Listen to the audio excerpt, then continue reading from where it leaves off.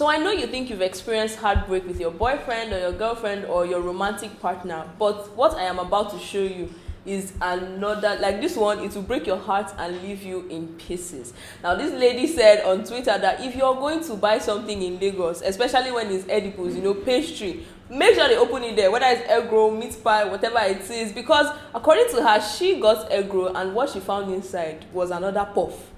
She saw puff inside egg roll. So where's the egg ma or sir, whoever sold it to her, missing? So this young lady just bought puff roll instead of egg roll. But anyway, it was so hilarious. People were laughing. They're like, look, this is Lagos, whatever you see, you take it like that. And I couldn't even help but laugh at the lady, because this thing has happened to me before, but we're not talking about me, are we? Welcome to Unplug, where we give you the gist on everything that is happening in Nigeria, your entertainment stories, favorite reality TV stars. We have sports, we have national news, and we also have global news here for you, brought to you by Every, your one-stop for unlimited Nigerian trends. And before we head into the stories, my name is Judith, and I hope you're having a fabulous day.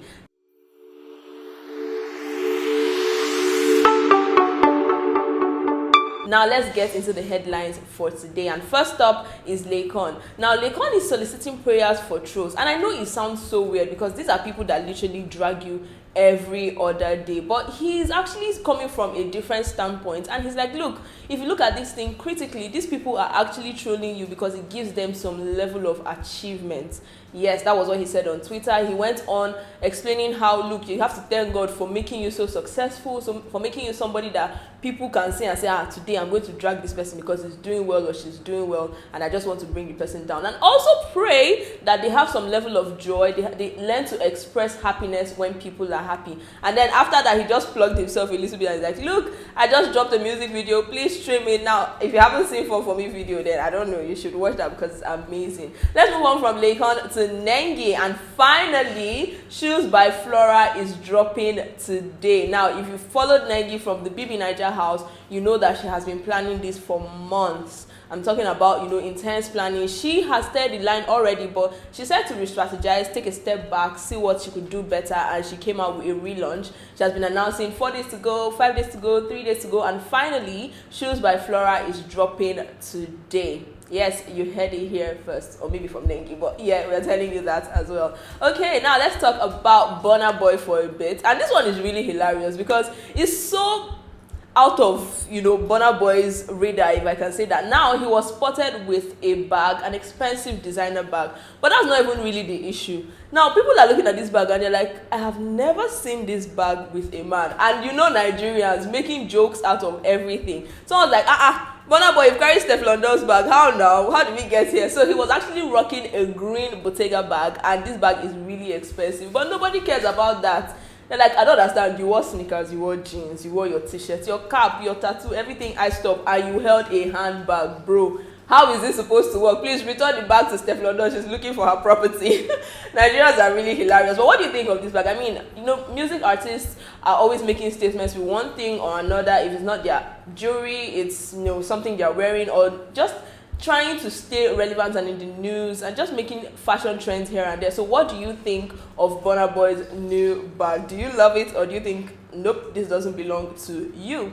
Now moving away from Burna Boy for a bit, let's talk Davido. Now recall that last week we reported that this strange man called Wise Kid, I know, decided to clone Wizkid's song, and he actually made the sum of 30 million naira from cloning his songs. Well, it looks like somebody else has seen a good business venture there, because now it's Davido's turn. Somebody went on music streaming platforms to clone Davido's songs, and instead of A Better Time like Davido's album, the person named it A Best Time. I'm like, how does this even make sense? And then with the naming, changed the capitalization of the A, just made little subtle changes here and there that people might not notice, just so that they get the streams and the money as well. But thankfully, you know, one of Davido's fans diligently noticed this and brought it to the attention of his team. Now I hope they are working on that, although they haven't made any public statements on the issue, but you know, maybe they are working behind the scenes to bring down this particular person. Okay, let's move on from Davido. Let's talk about CDQ, and this is not great news because the NDLEA are investigating him for drug-related crimes. Now, according to the story, on Wednesday, CDQ was, you know, on his Instagram live, just doing his thing, and next thing he's like, guys, NDLEA at my door, and before we knew it, the live went off, and you know, the next thing we're hearing that he was arrested, he was actually assaulted, according to one of his followers, And while they were relaying this situation, they're like, look, I heard people slapping him when he asked for a warrant, and CDQ didn't say much about it. However, he came on Twitter to say that, look guys, this was a setup. They are saying that I was pushing drugs or something like that, but I know that this is a setup, and my mother has prayed for me. They will not succeed and all whatnot. Now, while he was saying all these, people are like, okay, let's go and see what the NDLEA are saying. And they actually said that he was arrested because they found a variant of cannabis in his house. Now, let me now give you small gist, just something else that they added. They also said that he mentioned other big artists in the industry that are working together with him. Now, who? We don't know yet, but they're also carrying out investigations, and they would let us know as time goes on. Now, I don't even want to imagine whose name was mentioned or how this is going to spiral, but we'll give you the updates as it drops. Now we're done with CDQ. Let us discuss Kate Henshaw, Nollywood actress. Now, Kate Henshaw is one of those people that you just look up, like you look at them and you're like, ma, you are over 50. Wow, this is amazing, because she works out, she looks good. This is probably the reason why this particular follower thought she was the best person to go and ask for a sugar mommy. Yes, you heard me right, because she's like, what kind of rubbish am I seeing on Instagram? She actually brought out the DM and shared it on Twitter. She's like, me, I don't know, but I'm walking away from this situation. Now, the young man came and said, look, please, I need a sugar mommy, link me up. I'm like, it's the audacity for me. You entered her DMs to ask you to get, or to ask her to get you a sugar mommy. Wow. Kudos.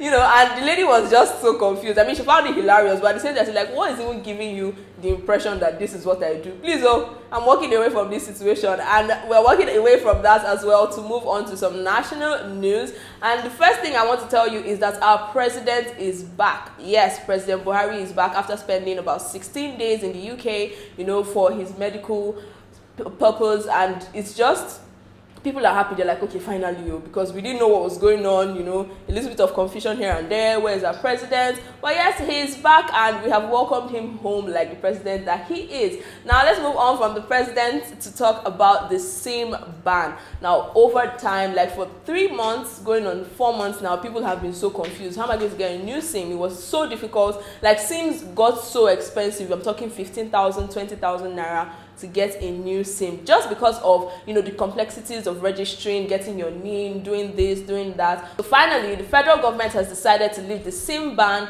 come April 19th. So that's on Monday. For Monday, you can now register for your SIMs. However, you still need your national identification number to register. But I guess it just makes things easier for people moving forward. Talking about making things easier for people, our information minister is not making things easier for us at all. Now, Lai Mohammed went, to reporters and said that it is our fault, as in us, Nigerians, it's our fault that Twitter did not pick us as the Africa headquarters. Now, while he was making these statements, he said that we demarketed the country, especially during the NSAS protests, where newsmen and media reporters were making it look like Nigeria is the worst place to live in. Now, how would somebody want to come and establish themselves and their business here when you're making it look like we are the worst place to live in? And I'm just like, okay, so are we supposed to keep short and not say anything and suffer? Or what exactly are you trying to communicate, sir? Because why are you blaming us? It's not our fault that all these things happen. We are not the ones solely responsible for bad governance. We have to speak up when we notice things like this. And then Nigerians are just like, okay, of course, I wasn't even expecting anything else. He will blame us. He will blame us. But what do you think of what Lai Mohammed said? Is it really our fault that, we didn't get to be the headquarters for Twitter? And then again, I keep saying this thing, like, we don't have to have everything. There are other African countries. Why are we making this such a big deal?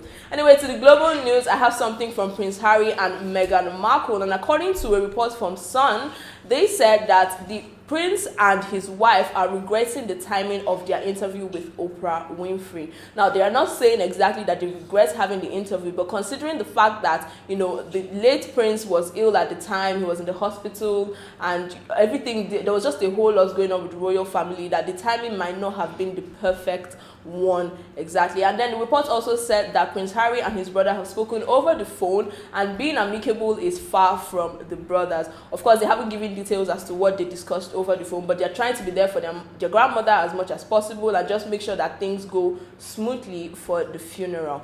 The royal family has a lot going on, and we'll definitely give you updates on that. Now, let's move on to some sports. And First up is Ahmed Musa. I'm sure you remember him from, World Cup when he saved the day. I know you remember him. And now, Ahmed Musa has collected his jersey for the Kano Pillars. And people are like, hold on a minute. You went from being an international player to playing for the Super Eagles, and now you're going back to Kano Pillars. Isn't that like a demotion, some sort? Like, is this how it's supposed to go? Are you not supposed to like progress, move forward? Why are we going from national team to state team? But Ahmed Musa has said that, look, this is where I started from 10 years ago, and I did not give them a league win, and I want to do that now. So he made a promise to make sure that Kano Pillars goes from what it is now to like a world level type of team. And I'm just like, okay, let's just hope so. We are watching and seeing what happens from here. And now, still on sports, we have Anthony Joshua and Tyson Fury, and you know where I'm heading with this. We've been talking about this fight for ages. It's like, oh, I'm going to beat you, I'm threatening you there, I'm threatening you. I'm like, okay, we should fight now. Fight this fight, let's get on with it. But finally, according to, one of the promoters for the heavyweight championship, they have picked a particular site offer. Now, they're still making final arrangements to secure this site for the fight, but according to this person, they have agreed that, okay, we are going to fight here. This is where we are going to fight. This is our site. So every other arrangements can follow suit. And this is just for the first bout. Remember that they're going 2 rounds. So we're just hoping and praying as Nigerians for our brother Anthony Joshua. Let them not beat him and come out his Tito. But yeah, this is the updates from Anthony Joshua and Tyson Fury. So there you have it, the updates on Unplug today. Thank you so much for joining us on this episode. As usual, this is brought to you by Every NG, and my name is Judith. Bye.